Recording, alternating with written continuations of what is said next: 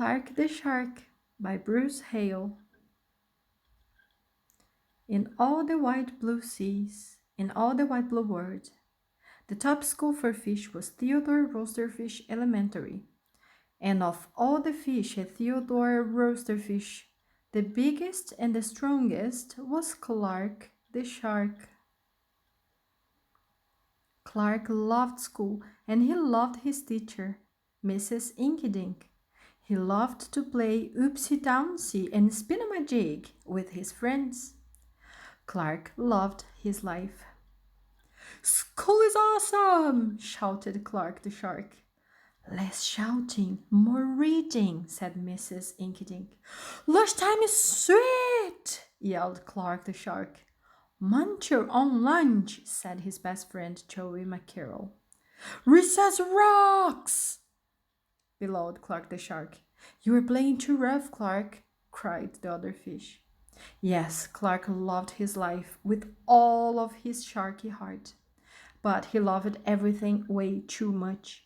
He was too loud, he was too wild. He was just too much shark for the other fish to handle. After a while, no one would play with Clark. No one ate lunch with him, no one sat with him at circle time. Even his best friend, Joey McCarroll, said, Cool your jets, Clark. You're making me crazy.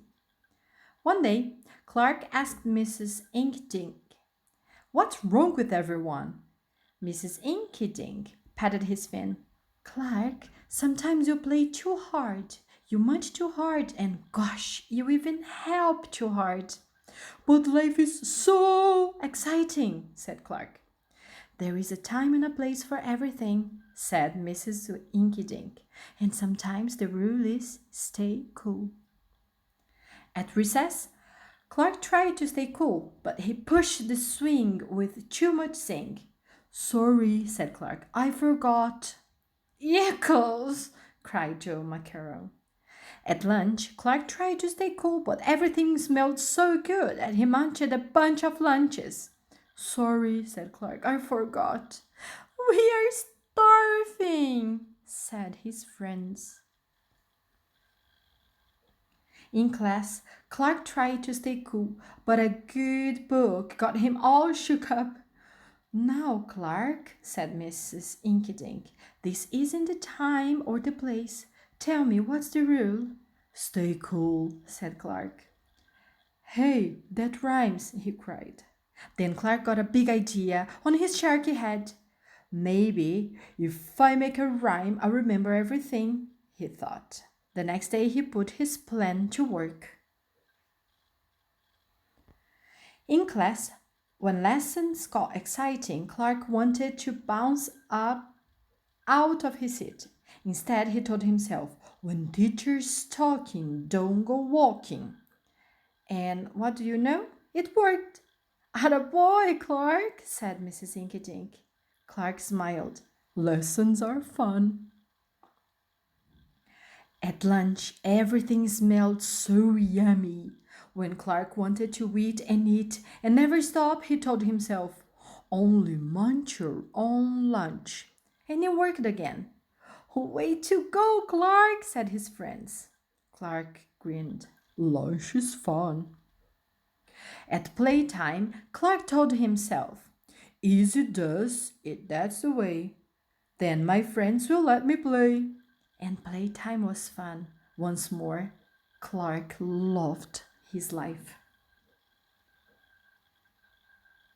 But then a shadow fell across the playground, a ginormous shadow with tentacles galore.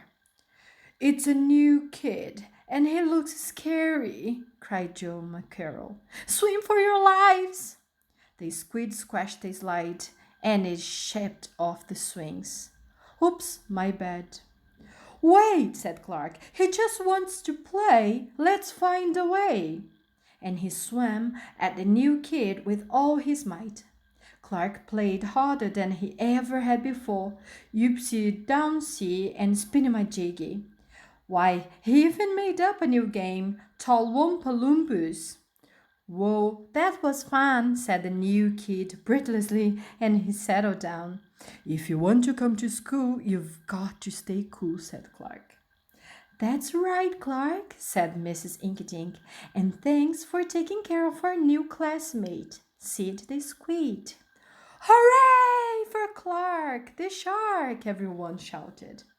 That night, Clark's mother asked, What did you learn at school, dear? There is a time and a place for everything, Clark said. Sometimes you stay cool. But sometimes a shark's gotta do what a shark's gotta do. The end.